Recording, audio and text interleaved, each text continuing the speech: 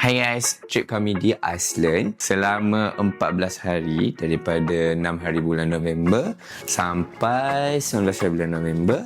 Total cost untuk yang pertama kita akan breakdown. Okay, yang pertama untuk flight RM4,200 ringgit untuk satu pax daripada KL ke London, and then London transit ke Reykjavik. Kita ambil British Airways. Baggage capacity sebanyak 23 kilo. Untuk cabin baggage, mereka bagi kita 23 kilo juga untuk hand luggage yang biasa punya standard untuk cabin, and then backpack.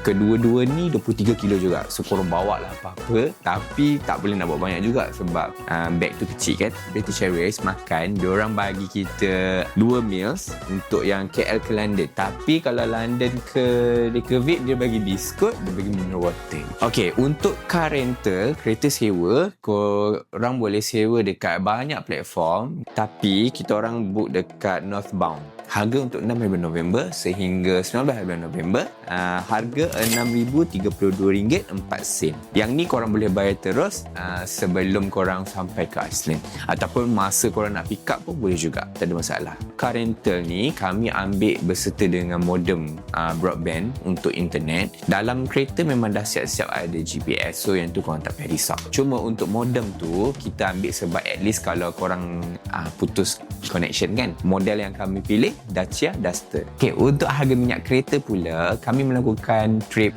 Ring Road ini. Total yang kami habis RM2,326.96. Korang boleh isi minyak dekat stesen minyak N1.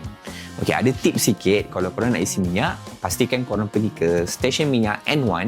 Dekat sana korang boleh beli prepaid card untuk korang isi minyak. So korang tak perlu guna debit card lah ataupun credit card. So ini adalah cardnya, ini adalah prepaid cardnya. Korang boleh beli sama ada korang beli untuk 10k ataupun 20k krona. Okey, untuk kereta Dacia Duster, untuk 20k ni isi penuh. Kalau korang isi penuh 20k krona ni, memang minyak kereta akan full lah. Tapi kalau minyak kereta dah separuh, basically korang isi 10 pun dah boleh full. Biasanya kita orang dekat sana, kita orang tak akan kasih betul-betul kosong minyak. Macam dah separuh tu kita orang akan isi. So basically memang banyak guna 10k lah. Tapi untuk selamat, korang beli je sebanyak yang boleh, which is kalau korang nampak JN1, korang isi minyak, korang beli saja untuk extra precaution. Sebab kadang-kadang kat sana waktu malam dia punya kaunter memang tak buka. Jadi kalau korang nak isi minyak, susah. Actually kenapa saya galakkan korang untuk beli prepaid card ni, sebabnya adalah bila korang isi minyak, dia akan minta kad tau. So bila minta kad, debit atau kredit lah, kita tak boleh preset macam kat Malaysia ni. Mungkin saya pun tak tahu cara dia macam mana. Kita ada tengok lah, kita ada cuba juga nak tekan. Tapi mungkin ada stesen minyak lain, sebab kita orang tak guna semua stesen minyak yang ada lah. Certain, which is kita orang guna N1 saja. Bila kita masuk kad tu, dia punya minta kita untuk terus lock whole amount, whole beberapa ribu krona. Saya kena satu kad first time tu, saya kena dalam 900. So RM900 dia akan block. Keesokan harinya baru dia akan bagi lepas amount yang dia tak guna tu lah, yang kita tak pakai tu lah. Dia akan tolak amount minyak je. Jadi lama lah. Okey, untuk seterusnya, parking. Parking ni sangat penting guys. Kalau korang ke Iceland, jangan derhaka. Kalau korang nampak logo parking, korang kena bayar parking.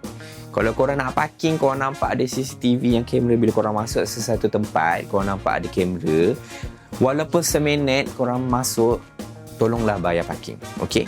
Parking yang kita orang dah bayar dekat Iceland selama 14 hari, RM364.78 untuk parking sahaja. So korang boleh bayar dekat Parka Apps. Korang boleh download Parka Apps dekat korang punya telefon, ataupun dekat sana ada mesin. Sesetengah tempat ada mesin untuk korang bayar terus dekat sana. Tapi cash tak accept, kad sahaja. Untuk kat bandar, saya nak bagi satu tips macam mana korang nak cari parking. Okay, dekat Reykjavik, Akureyri dan bandar-bandar yang pesat tu, kalau korang nak parking, korang tengok dekat tepi jalan, make sure ada logo yang tulis P tau. Okay, dia ada P1 atau P2. So kat situ ada tempat korang parking. Kalau korang nampak ada kereta ada kereta and then tak ada logo P1 atau P2 tu, jangan parking, sebab itu adalah private property. Macam hospital apa semua tu kan, tak boleh.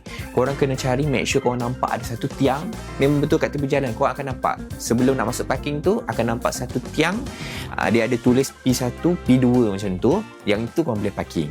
Senang je cara dia, korang just tekan je P1 atau P2 and then korang check in. Lepas tu nanti korang letak timing nak keluar pukul berapa, nanti dia akan check out automatic. And then make sure korang letak lebih lah, sebab sometimes korang terlupa, terlebih daripada masa yang korang letak, which is nanti korang kena saman. So make sure payah saja parking, tak kisah di mana saja anda berada, kecuali kalau tak ada logo yang mengatakan itu adalah parking berbayar, yang itu tak ada masalah. Okay, untuk had laju kereta, pastikan korang bawa ikut had laju seperti yang ada di kereta korang. Kat dashboard tu kan ada kilometer per hour punya ni kan, korang ikut je yang tu. Korang, kalau dia merah tu maksudnya dah lebih limit, korang slowkan.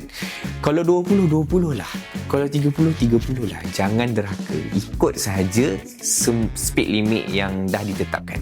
Dan speed limit dia, kalau korang tengok takkanlah 30, takkanlah 20 je. Ya, ikut sahaja. Sebab memang kat kereta tu betul-betul tepat seperti yang dekat luar. Okey, untuk penginapan, kami memilih untuk tinggal di hotel. Ada 2 hotel. Kami tinggal di hotel yang pertama, hari yang pertama sehingga hari ketiga, 2 malam kami stay di Hotel Bude. Okey, harga dia RM8,736.59 untuk 2 bilik. Satu bilik tu ada satu katil besar and then semua lengkap di dalam tu. Kami tinggal untuk 2 malam. Sebelum kita terus ke hotel kedua, kami tinggal di glamping di Iglo Aurora dekat Hella Island. Harga untuk Iglo Aurora ni RM4,073.97. Okey, korang boleh ambil 2 glamping ni. Kalau korang berempat, korang boleh kongsi 2 orang satu glamping lah. Dia tak boleh kongsi 3-4 orang, tak boleh. Satu glamping untuk 2 orang sahaja. Dekat sana dah ada semua benda public toilet, tapi korang kena share lah toilet tu. Korang kena sharing toilet sebab yang kami ambil tu without private toilet. Ada satu lagi jenis yang private toilet. Korang boleh book dekat website dorang. Untuk penginapan seterusnya, kami tinggal di bahagian South Island. Kami tinggal di Kekjubeja Cluster. Maaf kalau saya salah sebut. Total untuk penginapan ini sebanyak 5 hari 4 malam. Total RM5,913.99. Okey, yang ini kami book di Airbnb. Ada 2 bilik, satu di bahagian loteng dan satu di bahagian bawah. Lengkap dengan dapur, kitchen dan sebagainya. Dishwasher pun ada, tapi Airbnb ni tak ada washing machine. So kalau korang nak basuh baju tu tak boleh lah. Okay?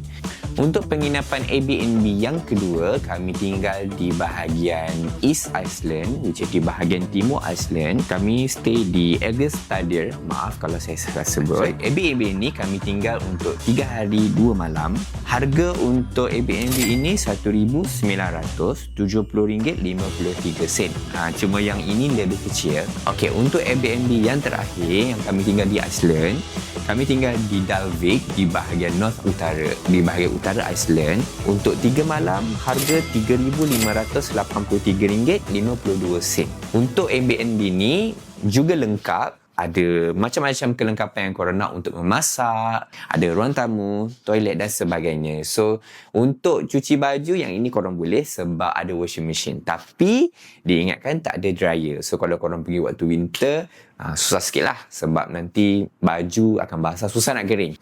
Diingatkan juga di Airbnb ni, bilik kedua, dia berada di luar main house. Okay? Dia berada di luar. Dia macam bilik, satu bilik di luar, kena keluar. Untuk hari terakhir sebelum kami gerak pulang ke Malaysia, kami tinggal di Koyak Hotel Airport di Keflavik. Harga untuk 2 bilik RM4,419.91. Okey, di Iceland ni kami ada melakukan beberapa aktiviti yang berbayar. Yang pertama, kami melakukan aktiviti snowmobile. Okay, snowmobile ni dekat Golden Circle. Kami book di Mountaineers. Maaf kalau salah sebut, nanti korang boleh tengok kat sini. Harga RM2,709.20. Yang ini untuk 4 orang.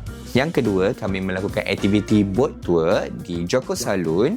Harga untuk 4 orang RM1,101.87. Yang ini korang boleh book terus di website mereka.